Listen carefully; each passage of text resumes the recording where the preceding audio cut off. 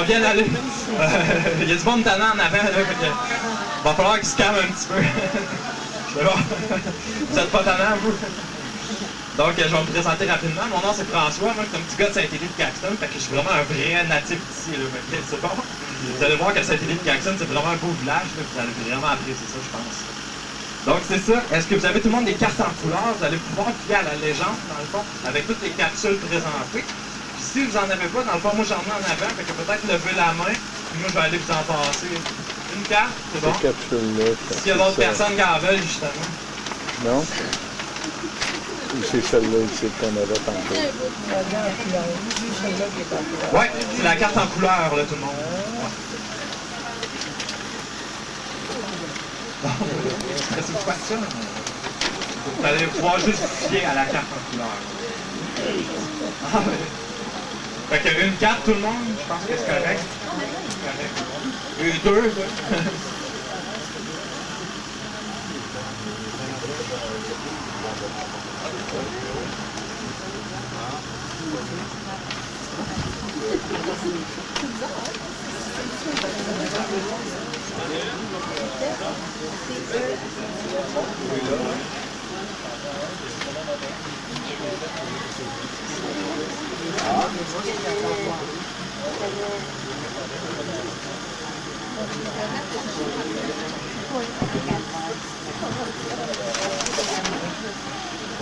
Donc, seulement vous informer, ça va durer 1h30, 1h45 environ, puis on va faire une pause en arrière de l'église, ok?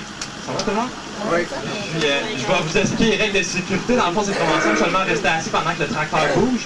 Et vous remarquerez qu'il y a vraiment un système de sécurité hautement sécurisé avec les câbles jaunes. Seulement pas dépasser les câbles jaunes, tout le monde. C'est correct?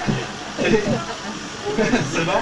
Fait que si tout le monde est pas mal prêt à partir, si vous avez des questions pendant la balade, n'hésitez pas à lever la main, puis je vais vous répondre aux questions. C'est bon? Une bonne balade à tous, tout le monde. Plaisir.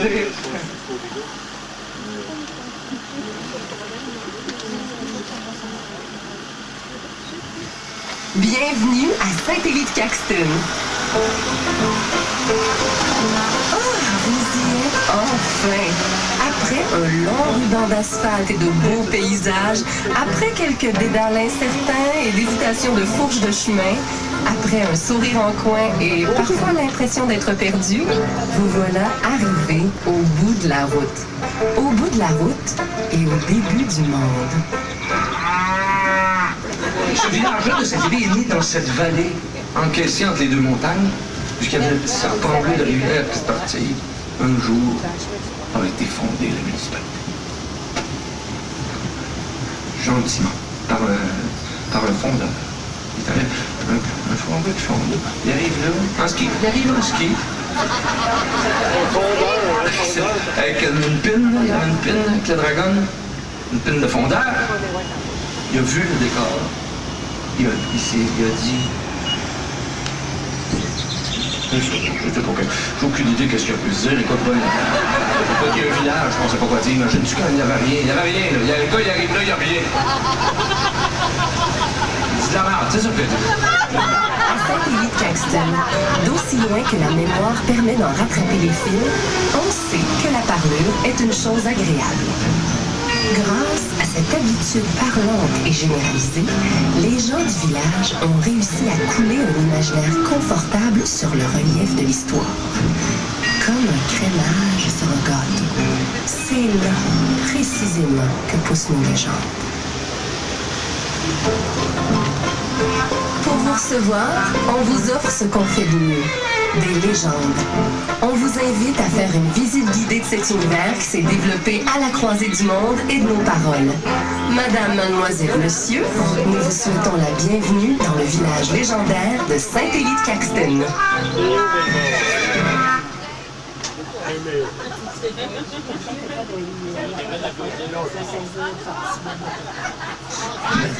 Ah ouais? Tout le monde rit à cause du monsieur, je sais pas, il y a comme pas rapport. Ah ouais? Ah, c'est bon. Va falloir que j'attire votre attention, par exemple. C'est bon. Seulement, vous indiquez que ça fait 150 ans cette année que Saint-Élie-de-Caxton existe. Donc, c'est vraiment une grosse année pour nous. L'année passée, pendant la période estivale, on a eu comme quoi, 35 000 touristes environ, juste pendant la période estivale. Puis là, on est en train de battre notre record. Pour un village de 2000 habitants, là, ça me donne une petite idée de l'ampleur de Fred Pellerin qu'il y a sur notre village. Je vais porter votre attention ici à votre droite. Dans le fond, sur la maison en gris, c'est là qu'aurait vécu Méo Bellemare. Dans le fond, c'est le premier coiffeur qui a eu ça à Saint-Élie de Caxton. Et puis qu'est-ce qu'on racontait à propos de lui? C'était un adepte de cognac. Donc, cet homme-là, il aimait vraiment ça beaucoup boire. Donc, je vous laisse vous imaginer un petit peu dans votre tête un coiffeur, quand ça boit, qu'est-ce que c'était dans le fond? Vous allez voir avec Fred Pellerin, là.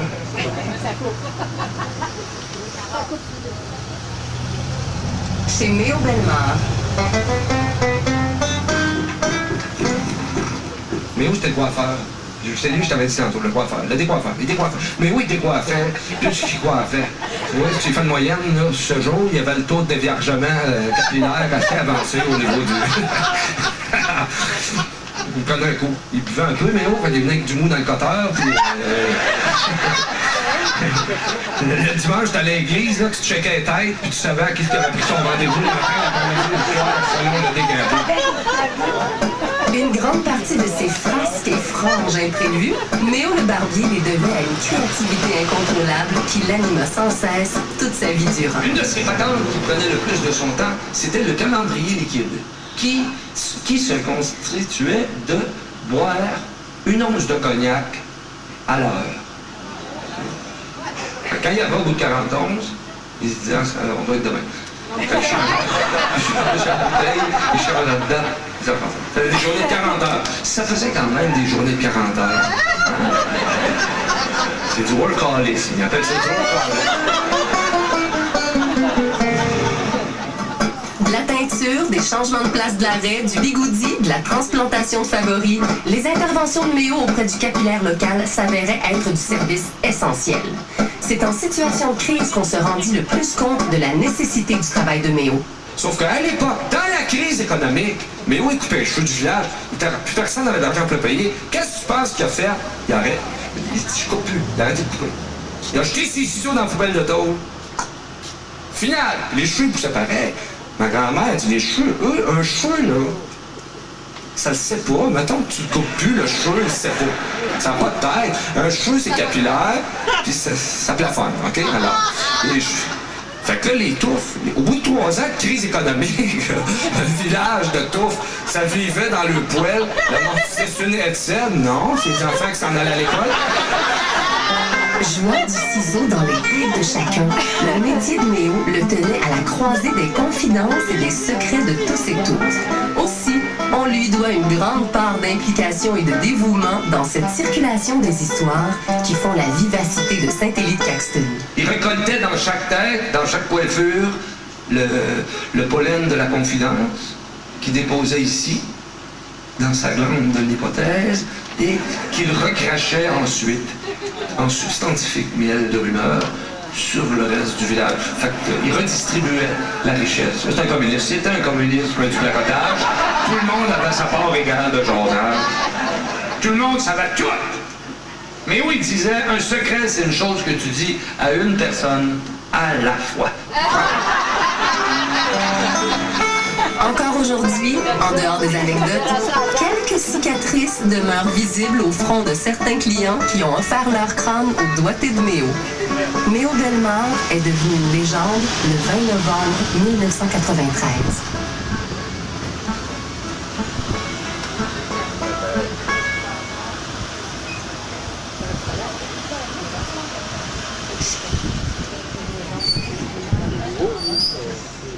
Je vais maintenant porter votre attention sur la magnifique maison en rouge, juste en arrière de vous pour les gens en avant, puis vraiment à votre droite, là, ici. Là.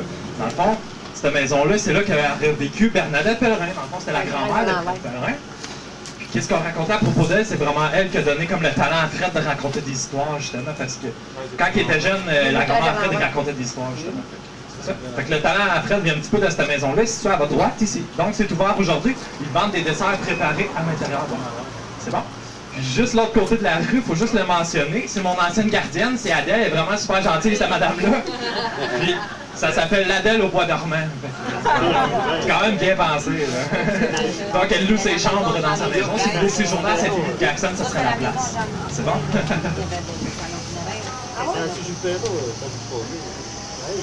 Bernadette Pellerin. Elle verbalisait beaucoup, buccalement, de son trou de bouche, de son orifice de voix. Elle, c'est le trou qu'elle avait choisi d'utiliser le plus, sa bouche. Et ça charriait, il y avait du trafic. C'est une comtesse. La grand-mère Bernadette, est-ce une légende? Si on suit la logique et la passation des récits, elle serait surtout le chemin par lequel les légendes arrivent jusqu'à nous. Ma grand-mère, elle connaissait toutes les histoires. Toutes. Parce qu'elle les avait vues être nées. Parce qu'elle avait connu l'avant de l'histoire. C'est une préhistoire, c'était une préhistorique. Une grand-mère préhistorique. Une grand-mère Zorursk. C'était une grand-mère Zorursk. Presque. Et tous ces contes et toutes ces histoires n'arrivaient pas sans s'annoncer. Habituellement, quand elle passait par l'aïeul, la livraison des jasettes était précédée de certains rituels solennels. Dans le paquet de cossins qui traînait dans le grenier de ma grand-mère, tout avait une histoire là-dedans. C'est des réminiscences, le vrai mot. Comme Proust. Il faisait ça, lui, Proust. Marcel Proust. C'est qui, Marcel Proust? Il restait pas à Saint-Élie, Marcel Proust. Je ne sais pas où il restait à Marcel Proust. Mais Proust, c'était ça, lui. Lui, mangeant un gâteau blanc, Proust, là, il va chirer 1000 pages de texte sur le temps perdu. On dit Proust, mais Proust égal, mon Marcel, parce que le monde n'aime pas manger. Cette maison, que l'on identifie comme celle de Bernadette Pellerin, aura vu passer plus d'une histoire en ses entrailles centenaires. C'est ici, à la même adresse, mais bien avant la vente à la grand-mère, qu'on avait vu grandir la belle Lurette Riopelle. Ça te dit peut-être quelque chose. Lurette. Non? La belle Lurette. La belle Lurette. Pas grave, ça fait longtemps. Et elle, Lurette, elle était belle. Oui, c'était ça, son occupation, ses journées, elle se prenait soin, puis elle grandissait, c'était la fille du forgeron Riopelle, Lurette Riopelle. Le père de cette jeune fille, le forgeron Arsène Riopelle, était un artisan habile dont les ferrailles et maréchal Ferry laissèrent aussi quelques traces dans nos souvenirs colorés. Au village, il y avait fait une erreur d'installation des fers en dessous du cheval du furet. Une fois, il y avait fait les fers à l'envers. Le cheval n'a jamais... Changer la selle de côté, c'est beaucoup moins de travail que de changer tout ça. Parmi les échos qui nous parviennent encore du forgeron légendaire, il y a ceux de sa voix grave. Le forgeron, pour suivre les proportions de son ensemble, était affublé d'un gorgoton aux dimensions déliriques. Habile du tuyau vibrant, c'est à lui que revenait la tâche de livrer annuellement le chant qui faisait tant frissonner nos Noëls. Il se mettait au ras de l'ordre, on prenait une autre pour la note, en stentor. Lui avait la voix de stentor. Mais c'est là, le trémolo. On va le rallonger par en bas parce que lui, tu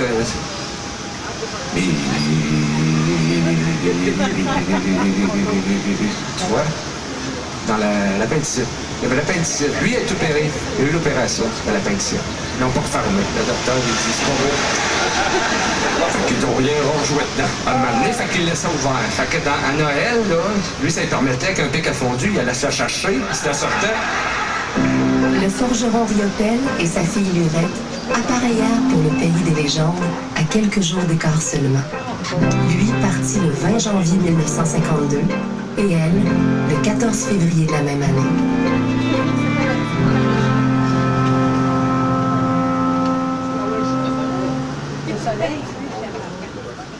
Je vais maintenant vous parler d'une des plus grandes familles qui a vécu à cette île de Caxton. Dans le fond, c'est la famille Gélina.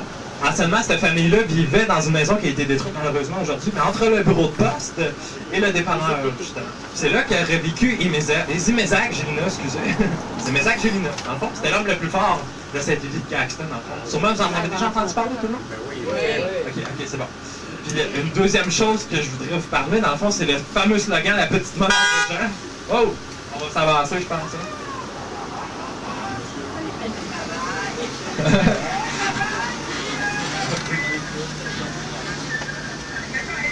Non, ben il est pas content. Il est vraiment pas content. Je pense que ça paraissait qu'il était pas content, tout le monde. Ah, c'est pas la première fois que ça arrive qu'on se parque devant sa cour. Là, il veut sortir de sa cour. Tu sais, c'est sa cour. Là. Il a le droit de sortir de sa cour.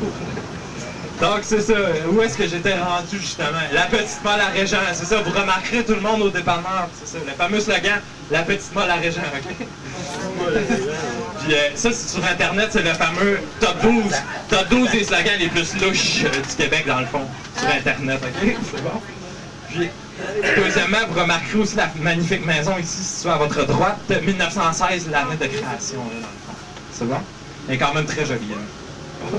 J'ai comme perdu un petit peu le fil de qu'est-ce que je disais. Et c'est mes actes, l'homme le plus fort de cette équipe, tout le monde, c'est bon?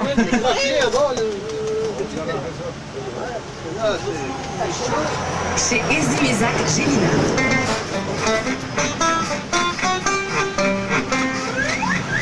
Pas loin de l'endroit où se trouve actuellement le bureau de poste, on retrouvait autrefois la maison de la famille Gélina. Cette famille, encore bien présente ici, y est pour beaucoup dans la mise en place d'une population qui allait rendre possible l'existence du village. Si l'existence de l'humanité s'explique par la théorie de l'évolution, Saint-Élie-de-Caxton en doit une à la théorie de l'ovulation. Ça faisait 30 à 40 enfants par année, dans ces bonnes années.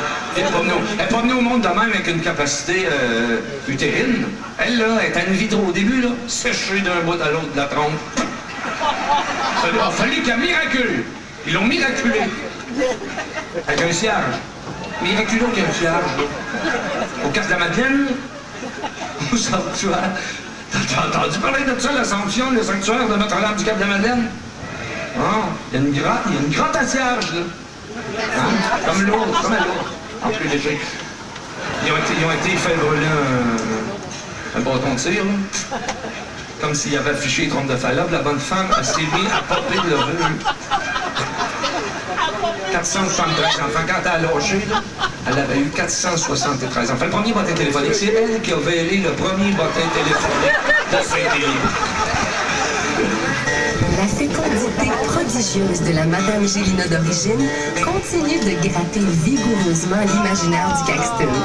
S'il semblait si naturel pour Madame Gélina de porter des enfants, il n'en demeure pas moins qu'à la longue, elle finit par atteindre son quota. Le dernier, elle l'avait porté 15 ans, parce que le docteur, il avait dit, madame, la seule façon de porter un enceinte, c'est de ne pas accoucher dessus là. La castor fermée, le Pyrénées. Le Pyrénées. 15 ans. Elle l'a vélé, il y avait un pinch, le petit gars. C'était le plus vieux. Il était plus vieux qu'elle. Il y avait un an plus vieux que sa mère, ce petit gars. Ils n'ont jamais vu ça.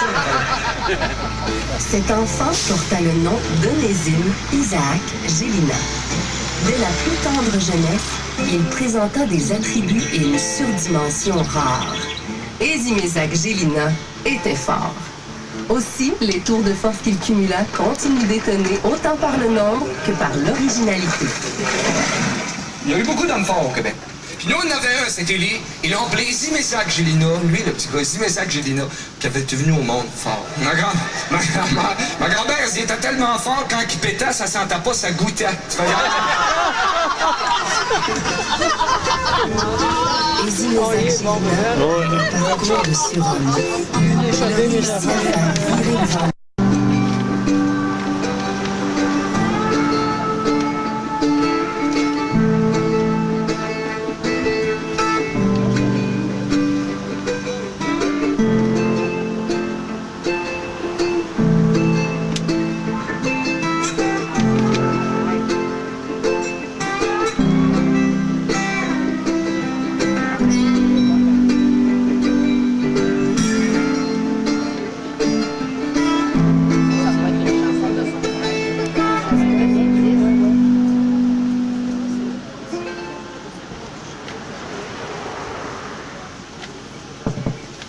Donc, je pense que ça fait du bien d'avoir ouvert ça. Ouais.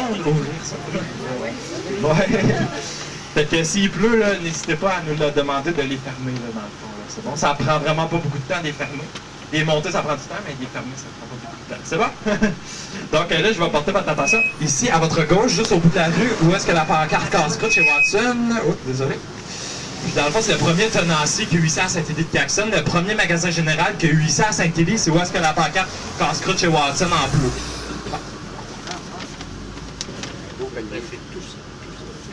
Chez chez Toussaint Brodeur.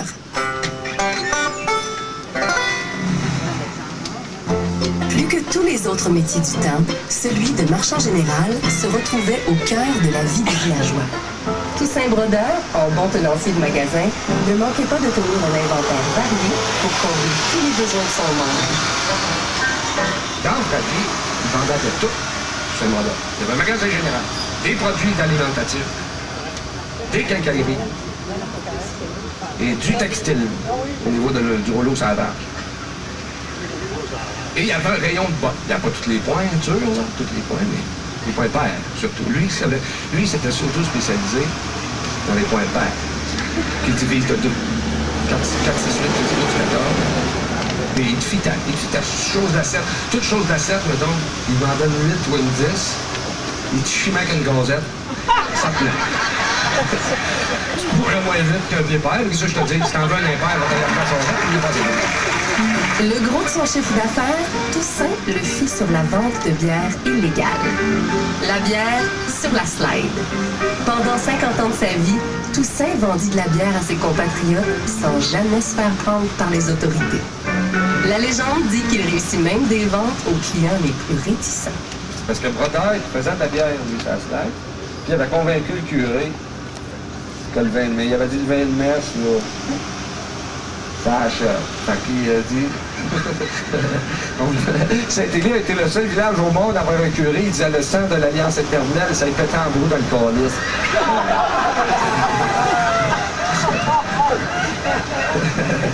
Un calice avec un sac de chips. Le souci de la satisfaction du client avait rapidement poussé Toussaint Brodeur à offrir une garantie sur certains des produits qu'il vendait. T'avais Toussaint Brodeur, lui, il avait la manie que quand il servait une bière, il y a des capins, il y avait des capins après le comptoir. Prenait une gorgée dedans. Là, ça prend. Il a goûté avant. Il a testé, il a testé. Il a garanti ça, par contre. Il dit, on m'a garanti mon stock. M'a garanti mon stock quand je peux tester avant de vendre. Toute ta garantie. Tout ce qu'il vendait chez Toussaint, ta garantie. T'achetais des allumettes, là. Donc, il grattait des 24 d'en face. Il disait, tu vas pas me revenir dans 3 mois, me dire qu'elle marche pas. C'est qu'elle ne pas m'en garder. On se l'imagine bien, la maison des Brodeurs déborda rapidement de son mandat de magasin et devint un lieu de rassemblement. Pour agrémenter les rencontres, c'est chez Toussaint qu'on fit livrer la première TV au village. Débarque la boîte, ouvre la boîte dans la maison, sort la TV de la boîte. Là, il dit, on l'a payé moins cher. Parce que c'était une démonstrative. Oh. Il dit, le seul problème, les antennes sont pétées. Il n'y a plus d'antennes. C'est plus sécure pour les enfants. Fait que ça grichait. Le monde écoutait ça gricher. Ça grichait de la neige. Quand t'as jamais vu de neige d'une TV, là, tu vas triper une couple de semaines. Là. Une fenêtre sur le monde. Une fenêtre sur le monde, tout ça. Je sais pas s'il a pas mis le contrat de neige dans ce monde-là, mais il va falloir qu'il y aille bien vite. Là. Eux autres écoutent la TV, un mois et demi. Les deux. Tu le donnes. Que un moment donné, tout ça, on va changer de place parce que là, c'est pas le fun. Il se passe plus rien. On va y avoir, c'est pas le temps de voter. Le marchand général du village, avec sa femme Jeannette, a engendré 5 fils et nourri une légende colorée. Toussaint Brodeur est décédé le 2 juillet 1988. Non, les lutins, je pense. Donc, si on rentre à la fameuse traverse de lutin de Saint-Élie de Caxton, c'est sûr que vous en avez déjà entendu parler, tout le monde, de la traverse? Oui, quand même. Vous remarquerez la fameuse pancarte et vous remarquerez des traces de lutin sur l'asphalte aussi, c'est quand même intéressant. Si vous voulez prendre des photos, ça sera le temps aussi. Fait que dans le fond, je vais vous le mettre dans le contexte un petit peu. Les lutins partent d'une usine située dans le fond du bois par là-bas, passent par la traverse de lutin, c'est pour que ça c'est avéré nécessaire de mettre une pancarte justement. Puis après ça, les lutins se rendent jusqu'à l'arbre à bonbons, l'arbre à paparman, puis on va vous passer des paparman tantôt. Vous allez voir, ils sont super bons. Dans le fond, les bonbons, c'est fait par les lutins de Saint-Élie de Caxton. C'est ça la légende ici à Saint-Élie. Vous comprenez un petit peu?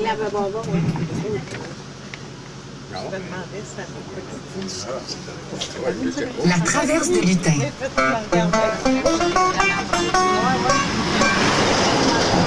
Selon les recherches recherches, suivant les dires et les témoignages divers, c'est à cette hauteur de la rue Saint-Louis qu'une rencontre avec les lutins serait la plus probable. Chose certaine, c'est ici tout proche que Babine aurait fait danser, le temps d'une nuit, ces petits hommes aux souliers frisés. Joue, pousse dans son instrument, comme à un moment donné, il y a des petites voix qui arrivent à ses oreilles. Puis là, lui, les yeux fermés, ça se peut pas que ça soit des enfants qui prennent l'autobus. Oui, tous les 3h15 du matin. Il se trouve un œil, puis ce qu'il voit là... OK, symphonie... Prépare-toi, OK? Parce que c'est dur à craindre. C'est dur à craindre, qu'est-ce que je vais te dire. Fait que, hein, pars-toi l'orifice tranquillement, parce que le morceau est dur à passer. Tu fais pas passer ça par césarienne. Prépare-toi, là, je t'ai averti, là. Ce qu'il voit là, 12 lutins. Des petits bonhommes. Des lutins petits, là. Pas des lutins de BMR puis de j'en peux plus, là. Des petits bonhommes vivants. Palpitations cardiaques sont là. 12 petits bouts, des nains refoulés. Des nains dans sa chaise. 12 petits bonhommes, ça fait 12 têtes, 24 fesses. 6 pieds total, bout à bout. Ça, 6 pieds. Ils sont là, tous les 12, devant Babine. Ils sont tous bombés des joues comme des tomates, le ventre en poire. Des souliers en banane, il y a un soulier fruits. Ils ont l'air de comptoir maraîcher, fruits et légumes mélangés. T'es là un peu, tu fais un smoothie. Comme la légende est tenace, qu'il est permis d'y croire et qu'il serait malheureux qu'un petit bonnet de feutre se retrouve écrasé sur un capot de char, il est apparu nécessaire d'installer une pancarte traverse de lutin pour aviser les automobilistes de redoubler de prudence. Cette pancarte, d'abord artisanale, s'est frayée un chemin pour trouver approbation jusqu'aux plus hautes instances gouvernementales en gestion de trafic. Là, j'appelle la madame au ministère des Transports. Je dis, on veut faire approuver une pancarte. Elle dit, on vous envoie le formulaire. Il n'y avait aucune case à cocher qui fitait avec nous autres. Je réussis. Moi, je suis porte-parole d'une cause, ça fait 8 ans, auprès de la fonction publique. Puis là, je réussis, par porte-parole de la fonction publique, à me rendre quelque part proche du haut fonctionnariat transportiel. Puis je lui dis, écoute, il faut un mois l'étampe là-dessus. Fait que là, on a réussi à avoir l'étampe Transport Québec sur la pancarte de lutin. Fait qu'on a une pancarte traverse de lutin approuvée Transport Québec à Saint-Élie-de-Caxton. Bon, mais il n'y a aucune autre place dans le monde où il y a ça.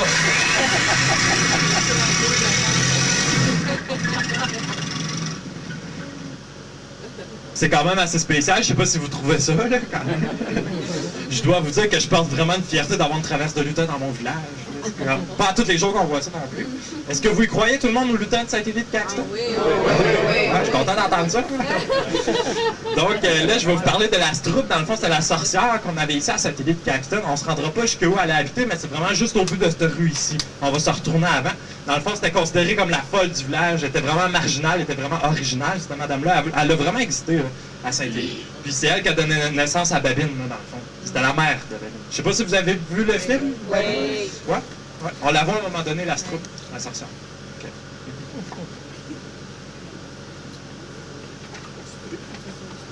Le chemin vers la maison de la Stroupe.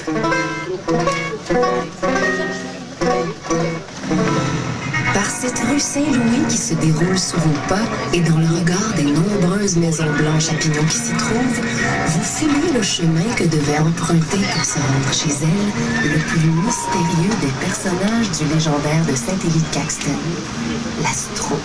Qui était une femme qui s'appelait Stroupe, c'est à ce moment-là qu'elle s'appelait Stroupe, qui était une étrangère, qui s'avait reçu dû une bonne fois qu'elle s'avait provenu, elle était de provenance.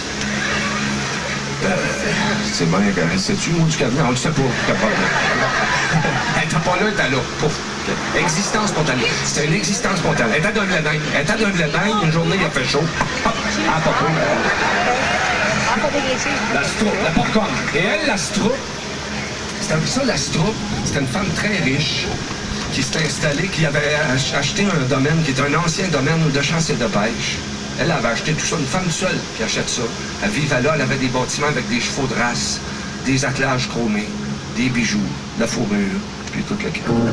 Si on fouille dans les témoignages des gens qui ont pu croiser ou entendre parler de l'astro, on sera étonné de constater à quel point les informations vont dans tous les sens, se contredisent et se démangent pour rendre impossible une description précise du personnage.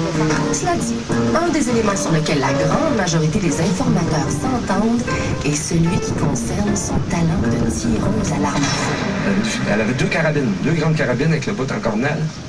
Et elle tirait, là. C'était pas des fusils de parure. C'est des fusils de tirage. Elle visait à des milles à la ronde. Elle était onirolaryngologiste des oiseaux. Elle tripait ses oiseaux. Un œil de larynx. Elle tirait, là. Fallait toujours que tu bouges. Fallait toujours que tu sois en mouvement. Si tu lui donnais le temps d'épauler, elle te pétaniserait dans tes deux yeux. C'était un laser. Malgré la peur et les inquiétudes que provoquait la présence de l'astroupe au village, certains récits permettent de croire que quelques personnes ont quand même eu le courage d'aller à sa rencontre. Ceux qui osèrent piler sur leur crainte pour se rendre jusque chez elle le firent pour ses talents de diseuse de bonne aventure. Parce qu'elle, l'astroupe, elle faisait de l'ensorcellerie, mais elle faisait aussi du prémonitionnement, de futur, de lecture de l'avenir. Elle perceptait le passé et l'avenir. Les deux. Elle perceptait les deux. Elle était ambidextemporelle. Elle lisait le passé et l'avenir. Elle reculait pas loin. Elle reculait 10 minutes. De moins 10 à 10, en fait. Elle lisait 20 minutes. Peu importe si tu veux, 20 minutes. Elle avait le don d'ambiguïté parce qu'elle avait un contact cosmos au niveau de son sixième œil. Elle avait été affublée d'un sixième œil qui captait les étoiles. Donc, sa fontanelle. Elle avait sa fontanelle. Un enfant qui vient au monde, là, ça a un petit gasket de peau molle, c'est comme ça. Faut pas mettre notre doigt dedans. Et là, elle a manqué de calcium. Elle a eu le choix de farmer ou d'avoir des dents, elle a choisi les dents. Fait qu'elle est restée éposée de la cruche. Fait qu'elle se bat des postes parce que ce trou-là, elle l'a. Convertible. Il appelle ça convertible. Fait que le monde la voit. Une femme qui a un trou de peau sur la capote à Saint-Élie, Toutes ces années à Saint-Élie de Caxton, l'astroupe les vécut en retrait sur son vaste domaine. Aussi parce qu'un jour, elle partit subitement pour on ne sait où, un vaste nuage énigmatique plane encore aujourd'hui sur ce personnage légendaire. Un flou qui ne se résoudra sans doute jamais et qui laisse place à toutes les imaginations. Et ce qu'elle a laissé dans les mémoires de Saint-Élie, c'est un nuage de mystère énorme. Il y a une chose qui est vérifiable, et je l'ai vérifié, c'est que son vrai nom, c'était Madame Stuart True. Parce que sur les enveloppes qu'elle recevait au bureau de poste, c'était écrit Miss S. True. Puis le postier était pas bilingue comme moi. Lui, il voyait ça, puis il prononçait en français. Stroop. C'est vérifiable. Ça, c'est vérifiable. Tout le reste, là, faut que tu te fasses sur moi.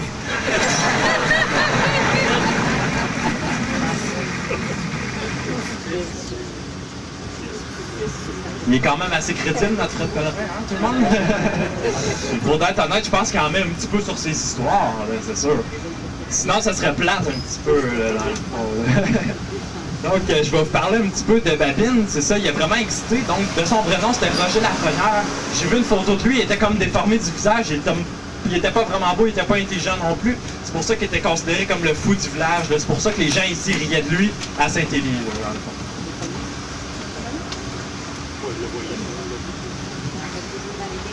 Chez Babine. Il fut un temps où chaque village avait son fou, où chaque fou avait son village. Il y avait Babine, le fou du village. Babine, qui était le fils d'Astro. Il y a un enfant, une femme seule qui fait un enfant. Regarde. Je sais pas où j'en ai dans le clonage à Terrebonne, là, mais chez nous, c'est spécial de faire le monde.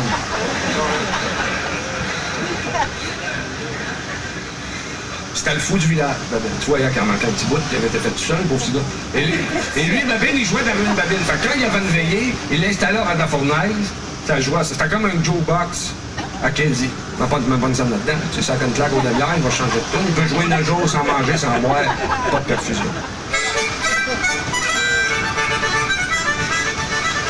Les Français l'appellent l'idiot du village. Au Québec, on s'entend pour dire le fou du village. Des fous? Il s'agit là seulement d'une manière de les nommer. Et si on hésite sur le titre, ces personnages, qui avaient pour seul défaut que celui de la différence, souffrirent sans doute plus du manque d'amour que du sobriquet qu'on leur accolait. Tu sais, tout le monde parlait d'amour, le curé en chair parlait d'amour. Les chansons parlaient d'amour, le monde parlait d'amour. Puis il s'informait, il n'y avait jamais eu un regard de femme sur lui. Puis tout le monde, il disait, Babine, ça s'appelait Babine. Tout le monde, il disait, Babine, inquiète-toi pas. Mais que tu sais, il y a en amour, ça va te frissonner dans la colonne vertébrale. Tu vas le savoir tout de suite.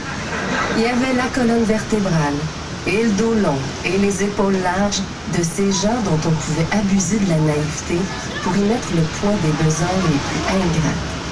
Babine était de ceux qui disaient jamais non.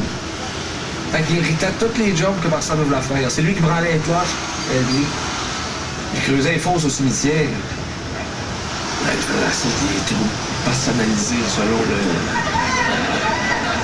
Il prenait soin, c'était tout bien travaillé, puis minutieux, puis tu sais, les beaux trous. Il y a du monde d'extérieur qui venait magasiner. Babine fut un souffre-douleur exemplaire. Aussi, pour divertir les gens du village, Babine fut condamné à mort à maintes reprises. Condamné à mort un dimanche sur 2. Aussi, quand vers l'heure de sa dernière peine capitale, on décida d'y mettre le paquet. Mais là, il savait plus comment condamner. Tu sais, le moment donné, t'as l'inspiration. Fait que là, parce qu'on... Lui, il avait tout tué, pendu, guillotiné chez les petites filles, écartelé, peloton d'exécution. Chatouillé, crucifié, avorté, emprisonné, noyé, tout. Puis il est encore là. Fait que là, on se fois on va faire un procès. Fait qu'il décolle. En vertu du code municipal, qui stipule, je vais faire dans ma petite vie, nonobstant, on va te donner le choix de la mort que tu veux. Il est revenu sur le juge. Il a dit votre honneur, votre noblesse, votre seigneurie. Il dit appelle-moi brodeur. Il dit votre brodeur, je prendrai la mort la plus grande, la plus dramatique, la plus belle qui soit. Votre brodeur, je vais prendre la mort. Par le temps. Mourir par le temps. Babine a purgé sa peine sans fléchir. Il est décédé le 13 avril 2001.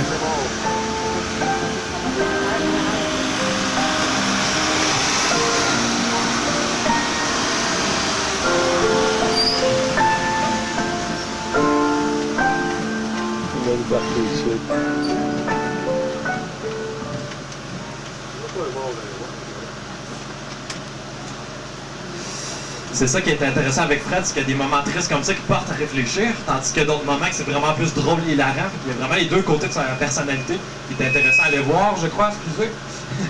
Je vais porter votre attention ici à votre droite sur le salon funéraire Philibert. Dans le fond, par rapport à la mort, je dois vous dire que la mort serait décédée ici à Saint-Élie de Caxton. C'est ça que Fred Pellerin raconte dans ses histoires. Parce qu'il y a vraiment une tombe dans le fond du cimetière que ce serait la mort qui serait enterrée là. Parce que moi, depuis que je suis jeune, elle existe, cette tombe-là. Elle est comme faite en bois, elle est comme vraiment bizarre. Il n'y a pas d'inscription, il n'y a pas de nom. On a bien beau chercher dans les archives du presbytère, on ne trouverait pas qui serait enterré là.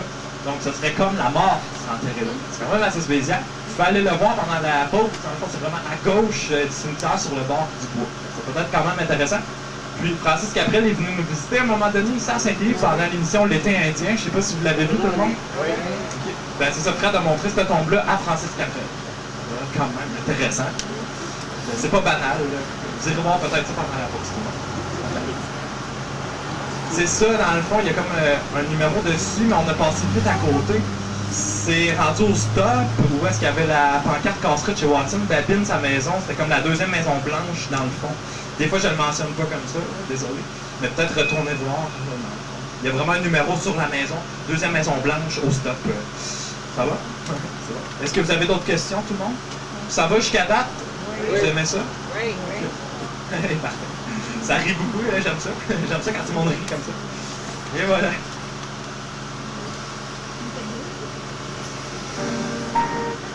Le salon funéraire.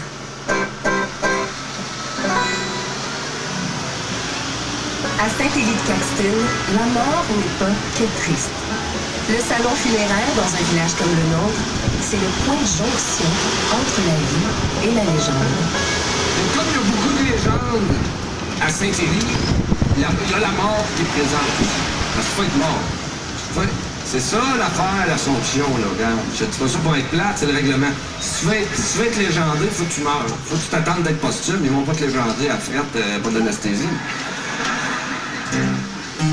Victoriaville a ses fromages, Val-d'Or a ses filons, Matane a ses crevettes et Saint-Côme-de-la-Naudière a ses chansons.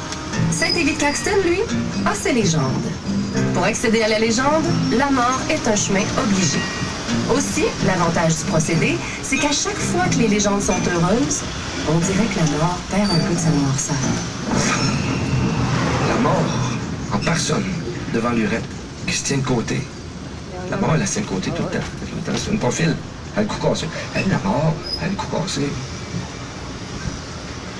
C'est une erreur de livre. Une erreur de livre. As-tu déjà vu une erreur de livre, une revue que t'es abonné?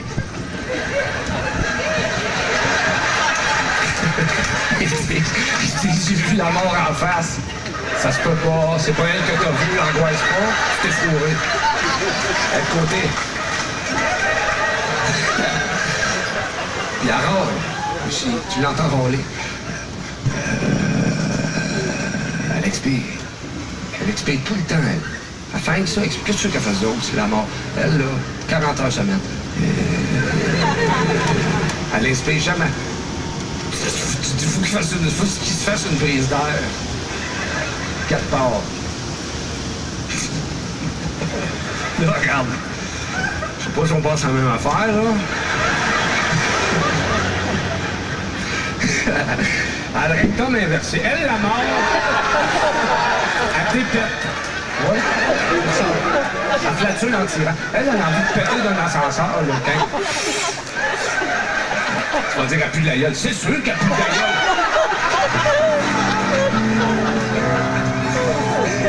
Si la mort est inévitable, on s'est fait dire que non. Alors, plutôt que d'essayer de la tenir loin, on tente de se la tenir mieux pour la faire parler un peu à chaque fois. Par le processus de légendification, certains finissent même par croire qu'elle existerait, la mort. Qu'est-ce que ça fait chez nous? Ça fait surtout un cimetière. Comme un générique. C'est qu'à toutes les dates, écrites sur les pierres tombales,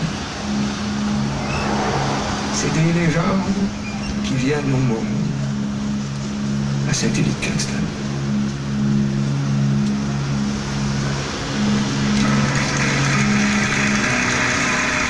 À Saint-Élie-de-Caxton, la mort, c'est le point de jonction entre la vie et la légende.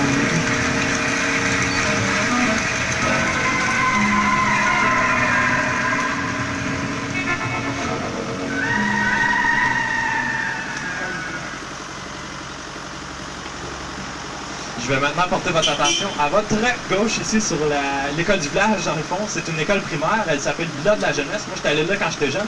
Donc, il n'y a pas d'école secondaire proche d'ici. Moi, il fallait que j'aille à Shawinigan, à Van-Mauricie. Je ne sais pas si vous connaissez l'endroit un petit peu. Il fallait que je fasse 1 heure d'autobus le matin, 1 heure d'autobus le soir. C'est quand même beaucoup, 2 heures d'autobus par jour. Ça multiplie ça x 5, x 1 mois, x 5 années, ça fait quand même beaucoup d'heures d'autobus. J'ai pas fait le calcul, par exemple.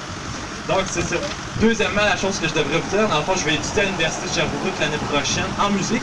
Puis j'ai fait mon premier spectacle de musique ici, dans cette école ici. Ça s'appelait Star Academy. Je sais pas si vous pouvez faire un lien. C'est quand même bien pensé, là. Puis troisièmement, la chose que je devrais vous dire, dans le fond, l'école a failli fermer ses portes à un moment donné, tellement qu'il y avait peu d'élèves d'inscrits, justement. Puis c'est vraiment grâce à Fred Pellerin et l'emprise qu'il y a sur notre village et son influence. Il y a beaucoup de familles qui se sont installées ici à Saint-Élie-de-Caxton. Mais sans notre Fred Pellerin, on n'aurait plus d'école ici à Saint-Élie. C'est quand même une tristesse incroyable. Je sais pas si vous trouver ça. Mais c'est ça qui se passe un petit peu partout dans les villages au Québec, c'est que ça se vide de monde. Là. Je sais pas si vous avez déjà entendu ça, l'exode rural. Là. On va l'expliquer un petit peu là, dans la capsule. C'est une réalité, là. Je pense que tout le monde s'en va en ville. Ça se vide pas mal de gens. Là. C'est ça.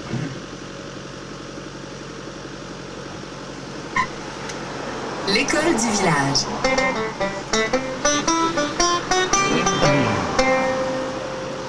Jusqu'en 1960, année d'adoption de la réforme scolaire qui allait rapidement mettre la clé dans les écoles de rang, les fils et filles des alentours fréquentaient un petit établissement tenu par des religieuses.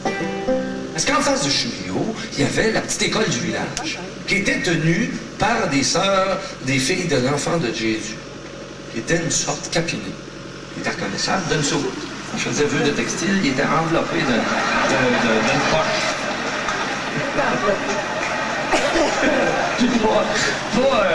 Pas zippé puis boutonné. Il est embarqué là-dedans à 17 ans. Il est passé une couture en Z, en zigzag. Il ne voyait plus le jour jamais.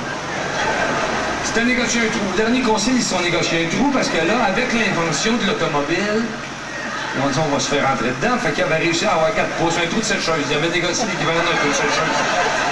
Puis ça, ces sœurs-là, ça avait la gueule proche des yeux, fait qu'ils réussissaient à se mettre la gueule dans le trou des respirants. Ça n'avait pas respiré depuis le 12e siècle, ça c'était dû pour une porte, là. Fait qu'il y avait... Il y avait 5 sœurs qui travaillaient à cette école. 5 vieilles sœurs, des vieilles capitaines. L'école actuelle fut inaugurée en 1961. D'une année à l'autre, suivant les légères fluctuations de la population, le nombre d'enfants inscrits à la liste des présences tournait autour de la centaine. Au début des années 2000, toutefois, pour confirmer le mouvement de l'exode rural qui frappait tout le Québec, nos classes furent réduites au maximum. En 2007, on atteignit un plancher. 56 écoliers pour 4 professeurs. Les rumeurs voulaient que tranquillement, on envoie nos enfants dans l'école d'un village voisin. On comprit qu'on pouvait fermer notre école. Et qu'est-ce qui arriva? Retroussement de manches, revitalisation du milieu, implication des parents, mise en place d'un projet novateur qui allait faire en sorte d'attirer des familles chez nous.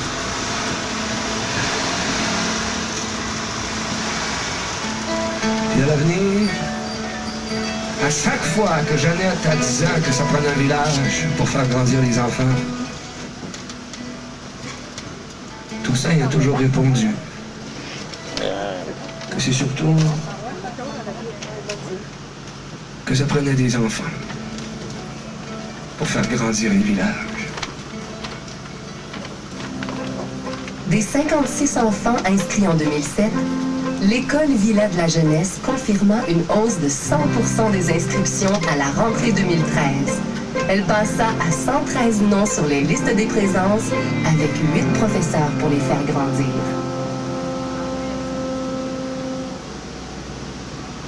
Donc, c'est une de mes capsules préférées parce que ça témoigne vraiment de l'influence de Fred que sur notre village. C'est quand même assez incroyable pour vrai. Puis là, je vais vous parler un petit peu de notre église qui est ici à Saint-Élie-de-Caxton, à votre droite. Vous remarquerez la date de création inscrite sur la pierre, juste en avant, de l'église, là, dans le fond, 1921. Ouais, c'est ça.